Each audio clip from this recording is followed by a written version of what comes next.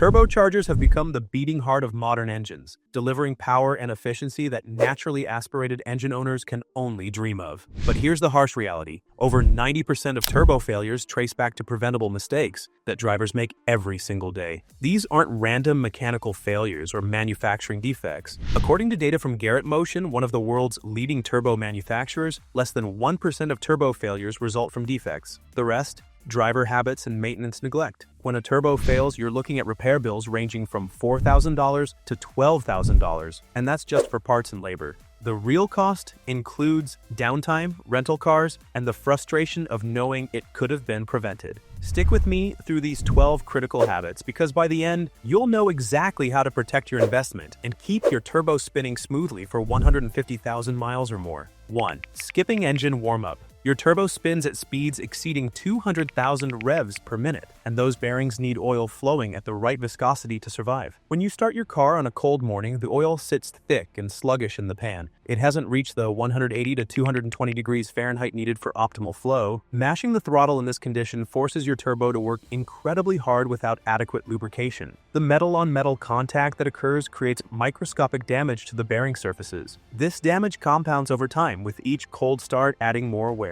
Engine builders and turbo specialists recommend a minimum 30 to 60 second idle period before driving, and even then, keeping RPMs moderate until the temperature gauge starts climbing. Think about it this way. Your turbo bearings have tolerances measured in thousandths of an inch. When thick, cold oil can't fill those gaps properly, the components start grinding against each other. This generates heat, creates metal particles that contaminate your oil, and starts a destructive cycle. Performance enthusiasts who track their cars often install oil temperature gauges because they know the engine temperature gauge doesn't tell the whole story. Oil takes longer to warm up than coolant. The difference between a turbo lasting 80,000 miles and 180,000 miles often comes down to those first few minutes of operation every single day. But cold starts represent just one piece of the puzzle when it comes to temperature management and oil flow. 2. Shutting down while hot. After a spirited drive or highway run, your turbo can reach temperatures exceeding 1,000 degrees Fahrenheit. The moment you shut off the engine, oil flow stops completely, but that heat doesn't disappear instantly. What happens next is called oil coking, and it's one of the most damaging processes your turbo can experience. The residual heat literally bakes the oil that remains in the turbo bearings and oil passages. This oil transforms from a liquid lubricant into a solid carbon-based deposit that looks like black tar. These deposits don't just wash away during your next drive. They become permanent blockages that restrict oil flow and create abrasive particles that grind against bearing surfaces. Turbo manufacturers design their systems with heat in mind, but they can't overcome physics. When you shut down hot, you're essentially cooking your turbo from the inside out. The solution is simple but requires discipline. After any hard driving, let your engine idle for 30 to 60 seconds before turning the key. This allows cooler oil to continue circulating through the turbo, carrying away heat and preventing coking. Some modern vehicles have electric oil pumps that continue running after shutdown, but most don't. Check your owner's manual to see if your car has this feature. If it doesn't, the cool down idle period becomes even more critical. Racing teams and professional drivers never skip this step because they understand the direct connection between shutdown procedures and turbo longevity. Temperature management requires more than just proper procedures, though. It demands the right lubricant. 3. Using the wrong type or low quality oil. Turbo engines operate under extreme conditions that conventional oils simply can't handle. The temperature swings from cold starts to full boost create demands that require synthetic oils with specific additive packages. Using bargain brand conventional oil or the wrong viscosity rating accelerates wear exponentially. Honda learned this lesson the hard way with their 1.5-liter turbocharged engines between 2017 and 2019. These engines experienced significant oil dilution issues where gasoline contaminated the oil, leading to numerous customer complaints and eventual recalls affecting hundreds of thousands of vehicles. The problem wasn't just design-related, but highlighted how critical proper oil specification and quality are for turbo applications. Your turbo's bearings operate with incredibly tight tolerances, and the oil must maintain its viscosity and protective properties across a massive temperature range. Synthetic oils contain molecular structures engineered for consistency, quality, while conventional oils break down much faster under heat and stress. The additive packages in quality synthetic oils include detergents that prevent sludge formation, anti-wear compounds that protect metal surfaces, and viscosity modifiers that maintain proper thickness. Saving $20 on an oil change might seem smart until you face a $6,000 turbo replacement. Always use the exact oil specification your manufacturer recommends. That information appears in your owner's manual and usually on a sticker under the hood. If your car calls for 5W30 synthetic, don't substitute 10W30 conventional. The viscosity numbers matter because they directly affect oil flow at different temperatures, and turbo bearings cannot tolerate inadequate lubrication. Even the best oil loses its protective properties over time, which brings us to the next critical mistake. 4. Waiting too long for oil changes.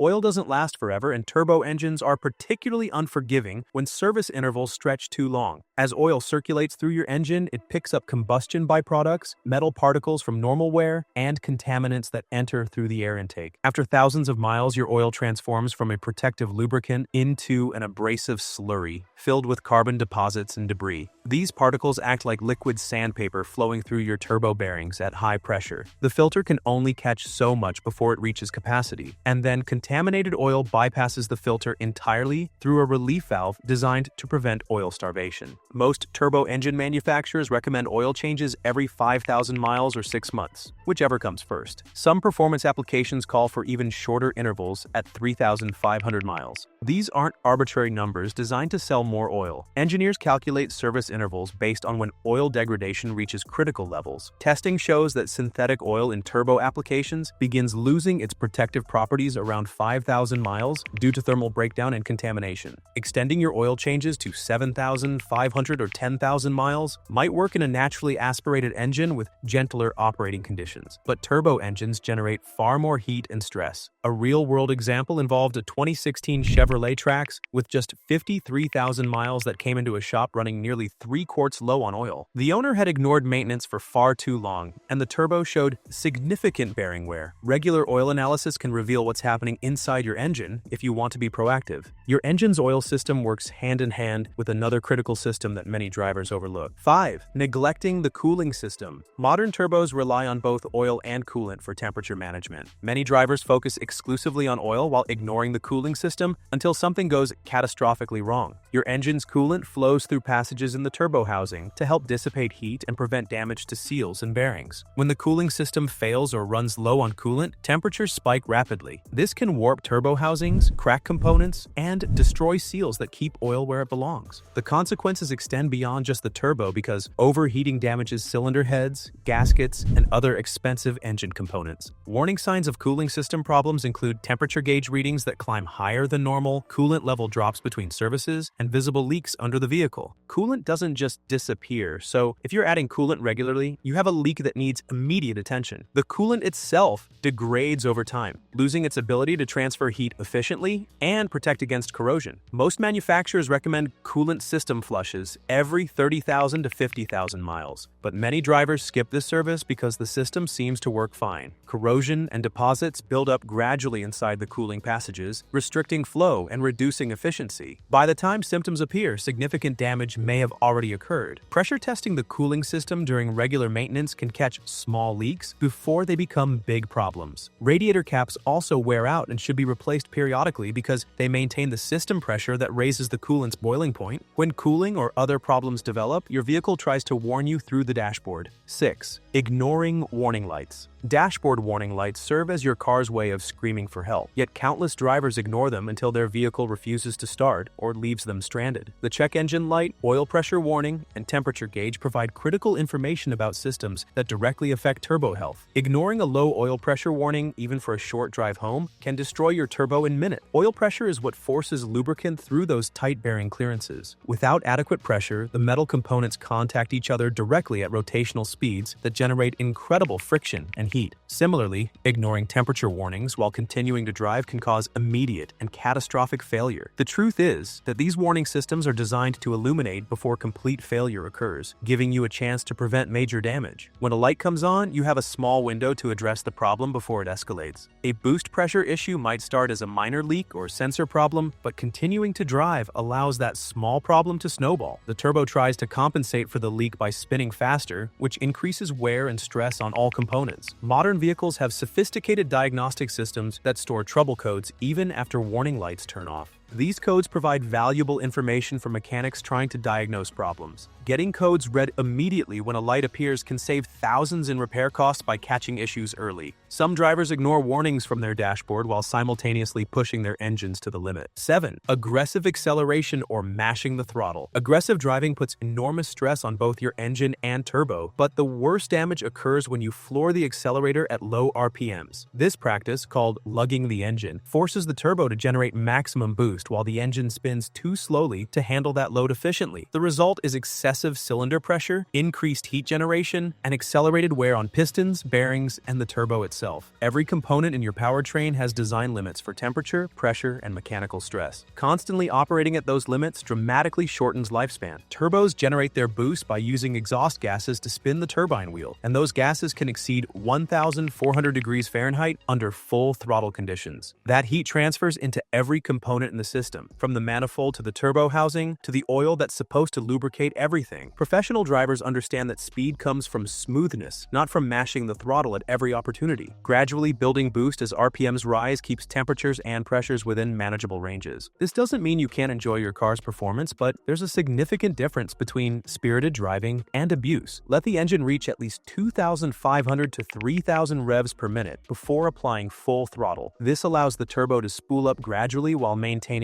proper oil pressure and lubrication. The transmission also plays a role because being in too high a gear for your speed forces the engine to work harder than necessary. Driving style matters tremendously, but so does the type of driving you do most often. 8. Making frequent short trips. Frequent short trips prevent your engine from reaching optimal operating temperature, and this creates problems that accelerate turbo wear. When you drive just 2 or 3 miles to the store and back, the oil never gets hot enough to evaporate moisture and fuel that accumulate during cold starts. Water enters the oil through condensation in the crankcase, while fuel enters through incomplete combustion when the engine runs rich during warm-up. These contaminants mix with the oil to create sludge, a thick paste that clogs oil passages and restricts flow to critical components. Turbo bearings are particularly vulnerable because they depend on unrestricted oil flow for survival. The sludge also contains acids that form when moisture combines with combustion byproducts. These acids corrode metal surfaces and accelerate wear throughout the engine. If your daily routine involves mostly short trips, the solution is to combine errands when possible or occasionally take a longer drive to let everything heat up properly. A 20-minute highway drive once a week can make a significant difference by allowing the oil to reach temperatures above 212 degrees Fahrenheit, which boils off moisture and light fuel contamination. Some European manufacturers recommend against using their turbocharged models exclusively for short urban trips, instead suggesting diesel engines or hybrids for that duty cycle. The problem is real and well documented. Engines that never reach full operating temperature suffer from increased wear across all components, not just the turbo. While engine internals deal with contamination from short trips, external systems face their own threats. 9. Failing to replace air filters. Your turbo compressor wheel spins at speeds up to 300,000 revs per minute in some applications, and the blades are manufactured with incredibly tight tolerances and precise aerodynamic profiles. Any debris that enters the intake side can cause instant and catastrophic damage. A dirty air filter does more than restrict airflow. As filters age and fill with debris, the filter material itself can begin to deteriorate. Small pieces of filter media can break loose and get sucked into the turbo. Even tiny particles become projectiles at the rotational speeds involved, and they impact the aluminum compressor blades with enough force to cause chips, bends, or complete blade failure. Once a blade is damaged, the turbo becomes unbalanced, which leads to vibration that destroys bearings and seals. The damage happens so quickly that drivers often report sudden failure with no warning signs.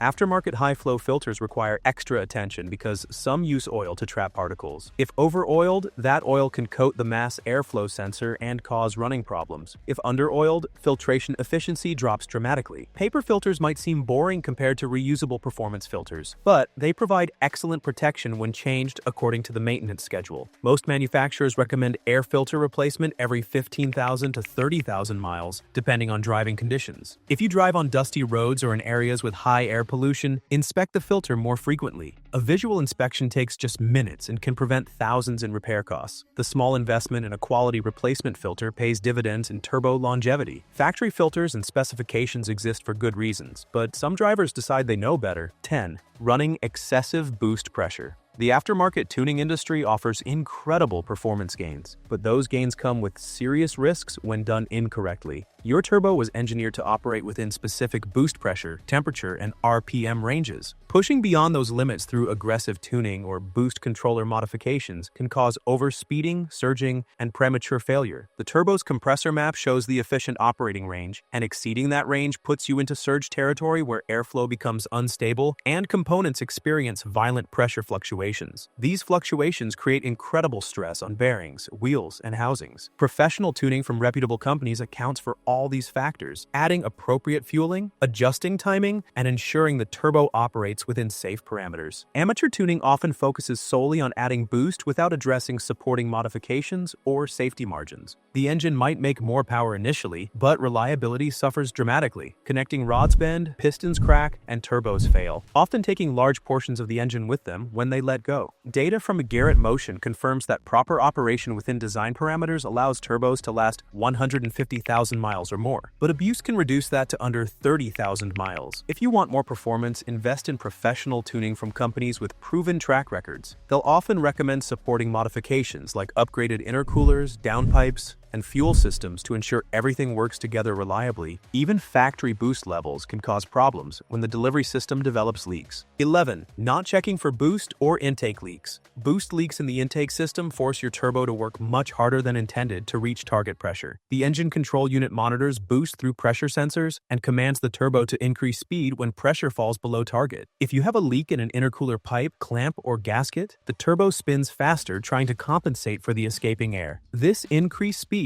means higher bearing loads, elevated temperatures, and accelerated wear on every component. The turbo wasn't designed to operate at these elevated speeds continuously, so components fatigue and fail prematurely. Boost leaks also affect engine performance because the air-fuel mixture becomes incorrect. Less air entering the cylinders than expected creates a rich condition that wastes fuel and can damage catalytic converters. Finding boost leaks requires systematic testing because they're not always audible. Mechanics use smoke machines to pressurize the intake system with visible smoke that reveals even small leaks. You can also perform a basic test by pressurizing the intake with an air compressor while listening and feeling for escaping air. Common leak points include intercooler end tanks, silicone couplers, clamps that have loosened over time, and blow-off valve mounting surfaces. Some leaks only appear under boost because the positive pressure opens gaps that remain sealed at idle. Regular inspection of all intake components can catch problems before they cause turbo damage. Pay special attention to any hoses or couplers that feel soft or show cracks in the rubber. Boost control involves more than just leak-free plumbing. It requires properly functioning valves. 12. Using a non-functioning diverter or wastegate valve. The wastegate or diverter valve controls boost pressure by redirecting exhaust gases around the turbo or venting compressed air. When this critical component fails, boost control becomes erratic or completely lost. A wastegate stuck open allows too much exhaust to bypass the turbine, resulting in low or no boost and poor performance. While this mode of failure is less damaging, it's still a problem that needs immediate attention. The more dangerous failure occurs when a wastegate sticks closed. This prevents excess pressure from being relieved, causing overboost conditions that can spike to dangerous levels. These pressure spikes put excessive stress on the entire turbo assembly, the intake system, and internal engine components. Head gaskets can blow, pistons can crack, and the turbo itself can suffer catastrophic failure. Volkswagen and Audi owners have reported wastegate issues occurring around the 6-year mark, conveniently after warranty expiration. The wastegate actuator uses a spring-loaded diaphragm or electronic solenoid to control operation, and these components wear over time. Symptoms of wastegate problems include unusual hissing sounds, sudden power loss, illuminated electronic power control lights, and erratic boost behavior. Some failures are gradual while others happen suddenly. Testing wastegate function requires specialized equipment to measure actuator movement and verify proper operation across the full range. Replacing a failed wastegate or diverter valve costs significantly less than replacing an entire turbo that failed due to uncontrolled boost spikes. So, which of these 12 habits have you been guilty of? Are you already implementing these protective measures, or did some of these surprise you? Drop your thoughts and experiences in the comments below. If you found this information valuable, hit that like button and subscribe for more automotive content that could save you thousands in repair bills. Until next time, keep that turbo spinning smooth.